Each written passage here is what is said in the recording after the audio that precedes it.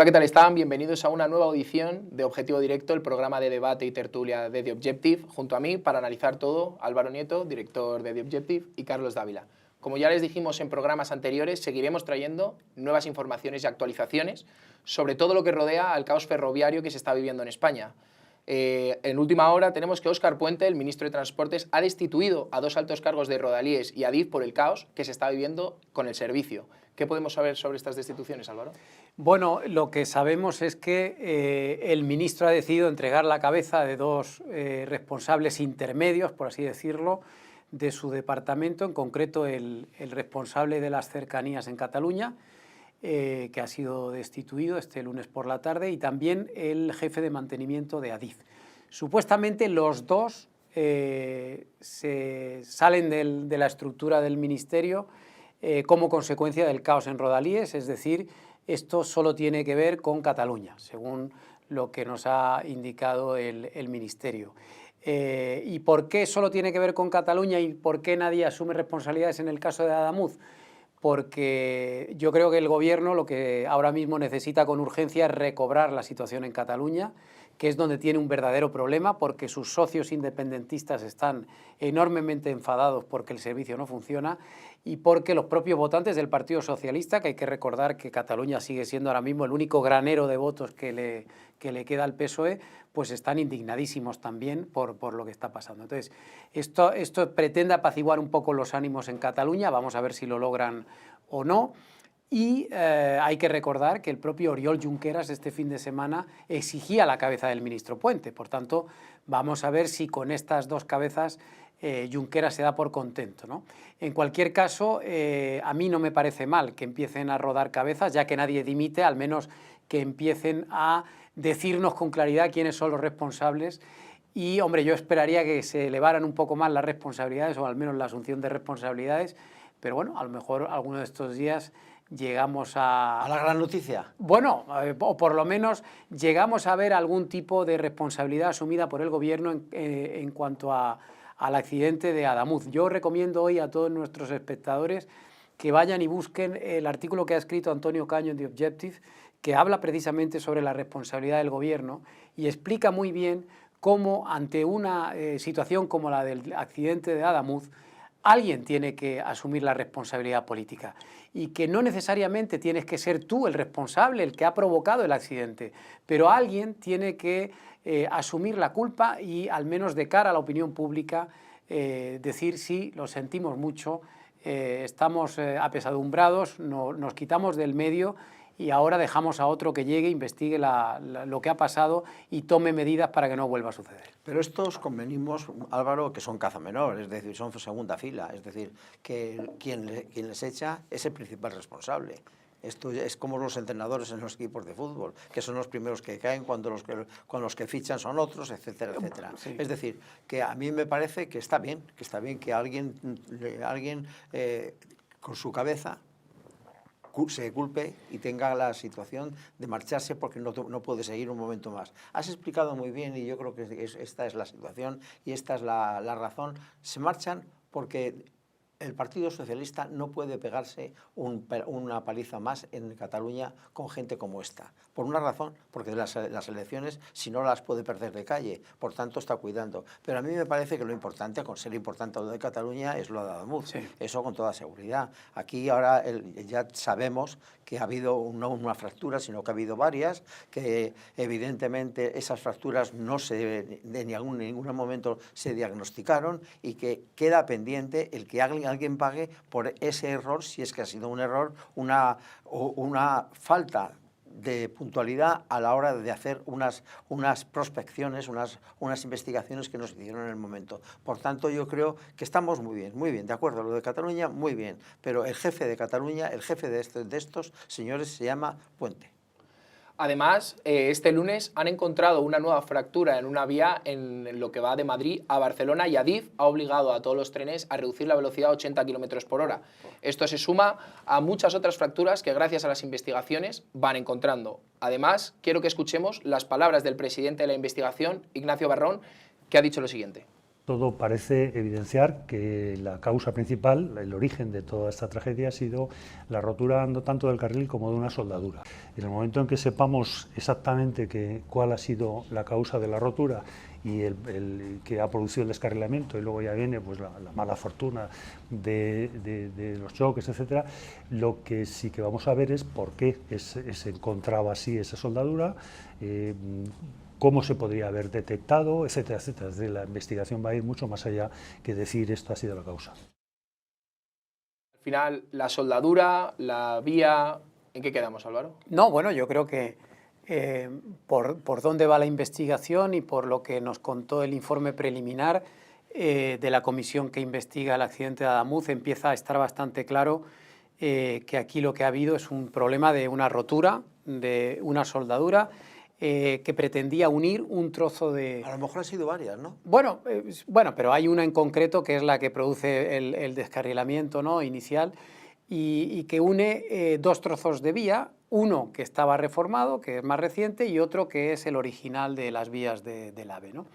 Entonces, claro, aquí ya, si esta es la causa, empezamos a ver con claridad que alguien nos ha mentido. ¿Por qué? Porque el ministro Puente dijo al producirse el accidente que esa vía había sido reformada en su totalidad y dijo que se había hecho una reforma integral. Incluso repitió constantemente que se habían gastado 700 y pico millones de euros en ello.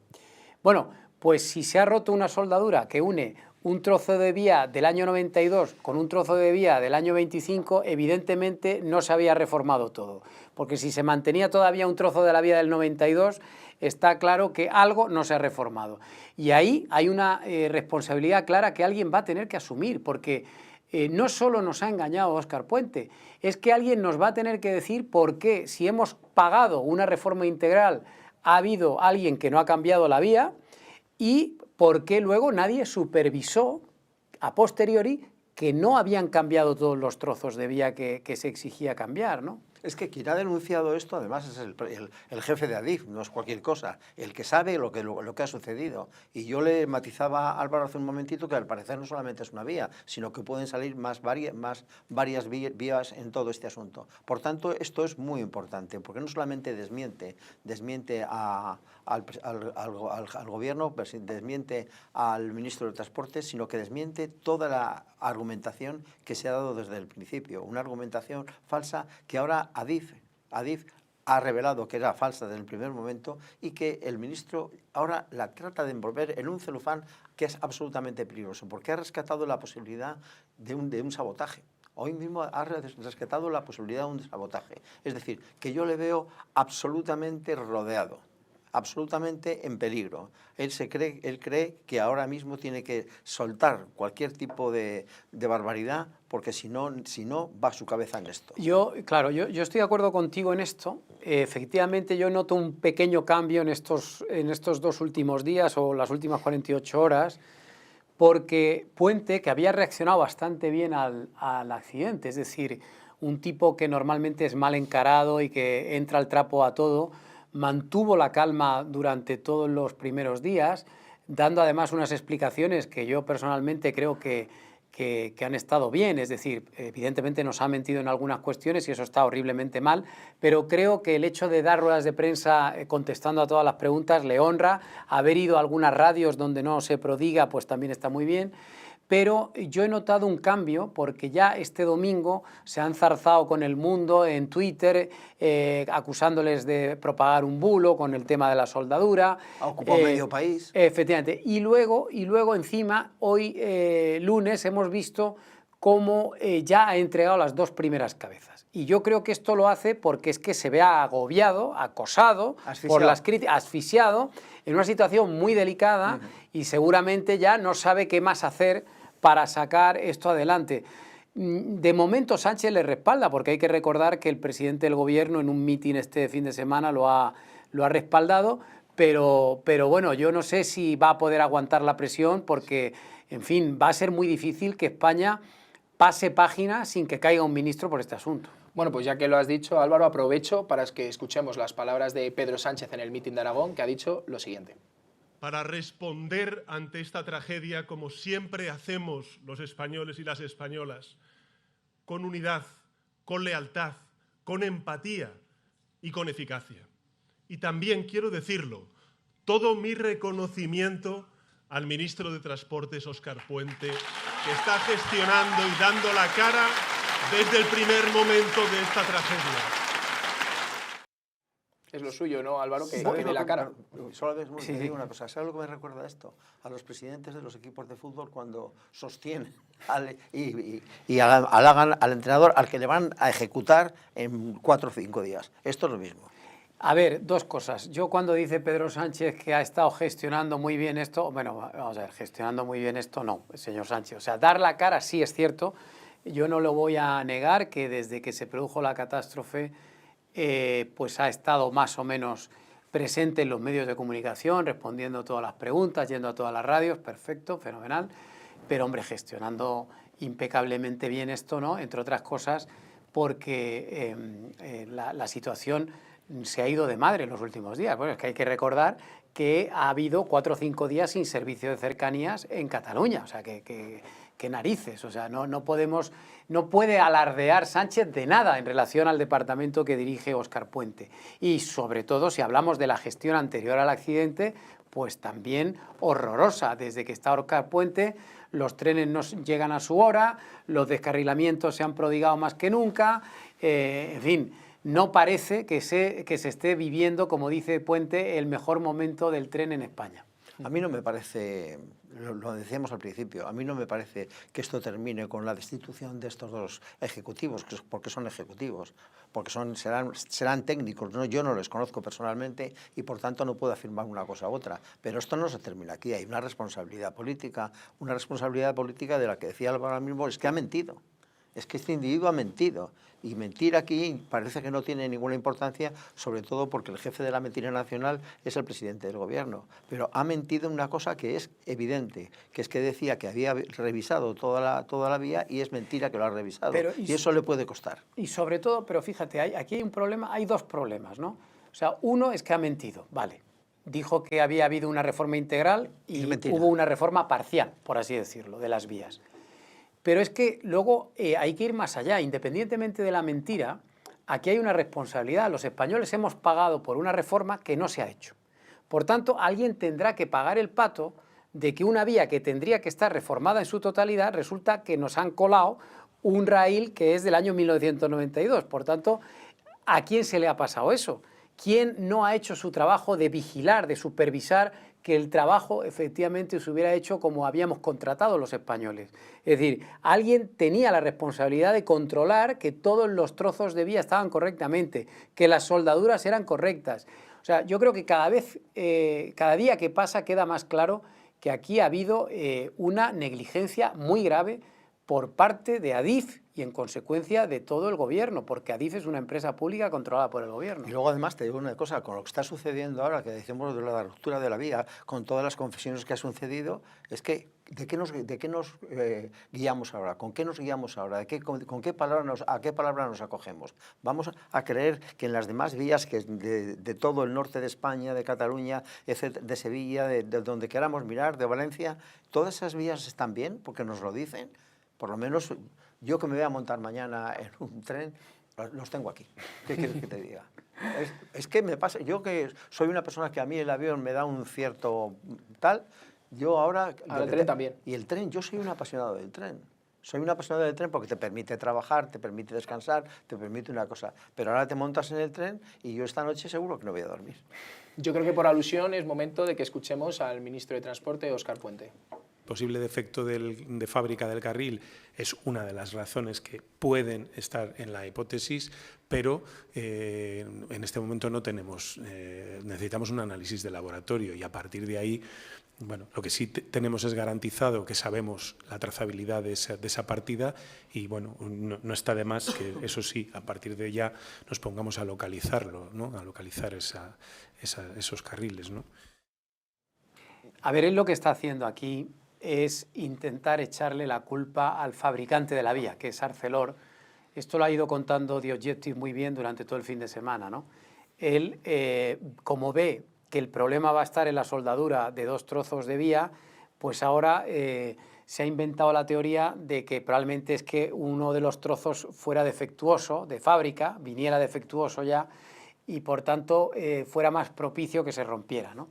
Se agarra además el Ministerio a un accidente que hubo hace unos años también en España, en donde al final la comisión de investigación terminó concluyendo que sí, que podía haber habido un problema de defecto de fábrica, pero en este caso, al menos hasta donde nosotros sabemos, no parece que Arcelor, el fabricante, vaya a contentarse con que le echen la culpa. Claro, es que esto de echar la culpa al empedrado puede ser muy divertido para tapar un día, pero al siguiente día la gente le va a responder. Y yo sobre todo hay una cosa, es que llevamos un rato hablando de todo esto y nos estamos olvidando de las víctimas. Es que la gente está olvidándose de las víctimas y hay 45 muertos. 45 muertos por una rotura en una vía. ¿Esto quién paga por esto?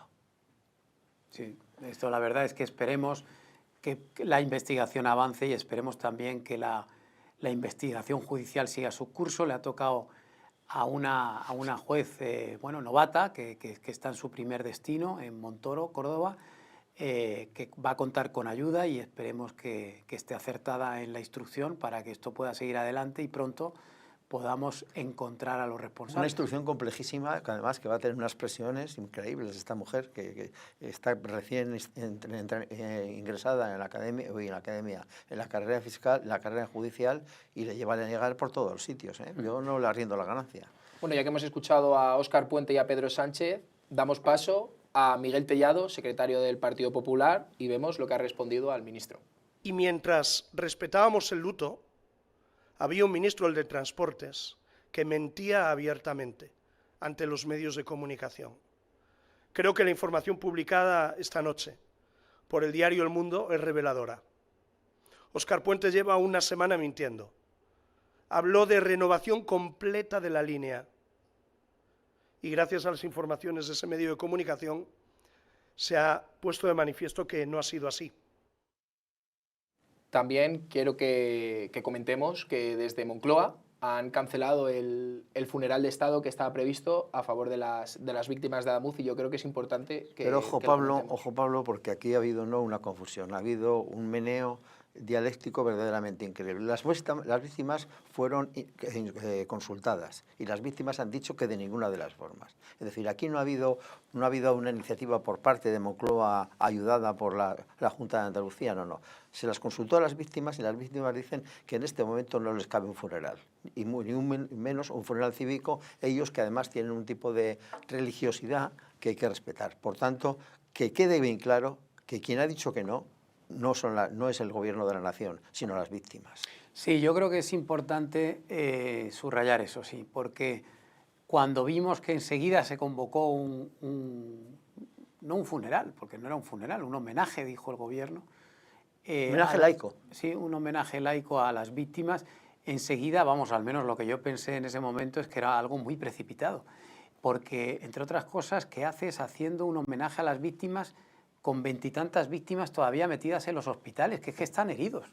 Es que hay 20 y tantas personas todavía en los hospitales de Andalucía. Entre ellos niños. Entonces, claro, esto me parece un despropósito. Yo no sé a quién se le ocurrió hacer el homenaje, pero la verdad es que estaba un poquito mal. No se dio cuenta que no se puede hacer un homenaje con todo tan caliente. O sea, es que los heridos en los hospitales, los muertos prácticamente sin enterrar, en fin, las emociones a flor de piel, porque además, evidentemente, un homenaje tan cerca del accidente iba a exponer a los políticos a una situación muy delicada, porque indudablemente se los iban a comer en ese Además, homenaje. iban a utilizar al rey, Álvaro. Bueno, seguramente, y de hecho ya sabíamos, los últimos días hemos visto cómo algunas de las víctimas se estaban organizando para manifestarse porque no tenían ni mucho menos la intención de asistir al homenaje. Entonces yo creo que está muy bien que hayan cancelado el homenaje y no sé si lo habrá algún día o no lo habrá, pero en cualquier caso, cuando hay víctimas mortales, lo que corresponde es máximo respeto y si acaso un funeral. y si alguien no es católico, pues que le haga algún otro tipo de ceremonia religiosa. Pero el funeral que lo hagan ellos mismos. Claro. O sea, cuando se muere una persona de una familia, solo es la propia familia que organiza No, un pero no funeral. está mal, Carlos, yo creo que el Estado le haga algún tipo de, no homenaje, porque no creo que haya que Claro, la rendir palabra no es- homenaje, la palabra no creo que sea la correcta, pero sí que creo que hay que rendir tributo o al menos hacer una especie de recordatorio, de puesta en escena, en donde todos los poderes del Estado pues guarden un sentido pésame, unos minutos de respeto, de recogimiento respecto a las Pero víctimas. aquello tiene un precedente, ¿eh? Que es el homenaje Ya. cívico, que aquello fue una auténtica piltrafa. Claro. Fue una piltrafa. Bueno, pero otras veces se ha hecho bien. Todo en el mundo España. está coincidiendo, lo que dijimos aquí es una piltrafa masónica. Es decir, es que lo han copiado Y luego yo creo- de los ritos masónicos. Y luego yo creo que también que ya estamos viendo, o sea, las primeras horas después del accidente hubo una especie de tregua política. El Partido Popular estuvo bastante respetuoso los primeros días, sobre todo mientras duró el luto, y no entró a criticar al gobierno. Pero claro, ahora ya, como estamos viendo, no solo Tellado, sino Ayuso, incluso el propio Feijóo han elevado el tono, a la luz también de las informaciones periodísticas, que son escandalosas. Y claro, yo creo que cada vez se va ensuciando más el ambiente, como era lógico, por otra parte. Y yo creo que eso al final tampoco hubiera ayudado a llegar en buenas condiciones a ese sábado y a esa ceremonia en Huelva. O sea que yo creo que está bien anulado ese homenaje que nunca se debió haber convocado, por otra Es parte. más, yo apuesto porque no va a haberlo nunca. Bueno, yo creo que algo se debería hacer, aunque sea erigir un monumento en algún sitio para recordar lo que pasó, porque eso nunca está de Pues más. mira, las víctimas lo que quieren ahora que alguien se responsabilice de esto y que además los seguros actúen de una forma... Por cierto, sí. no, me permite, ahora que dice lo de los seguros y de reparar el daño a las víctimas, recordar una exclusiva que ha dado The Objective este fin de semana, y es que hemos desvelado que en el Albia iba más gente que la que tenía billete, es decir, había pasajeros sin billete, y esto es así porque al menos a nosotros nos consta, y además las fuentes son de Renfe directamente, que había varios pasajeros que no habían comprado billete, entre otras cosas... ¿Eran trabajadores? O...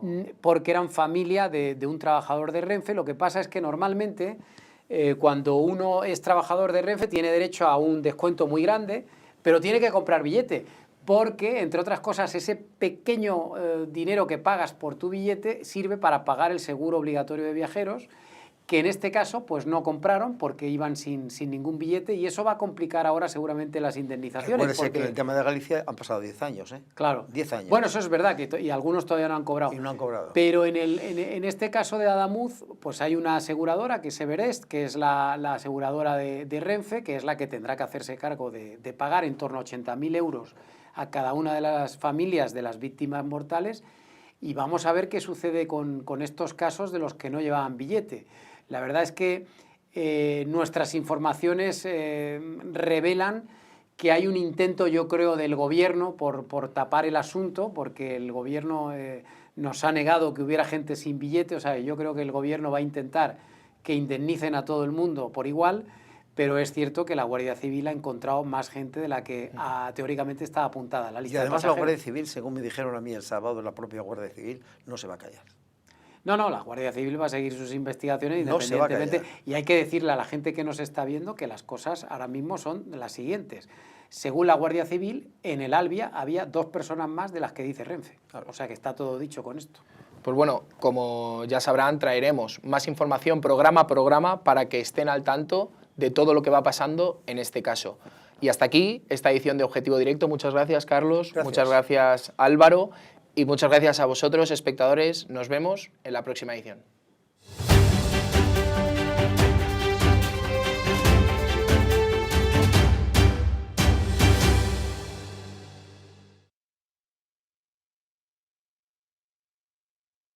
Carlos, ¿dónde vas?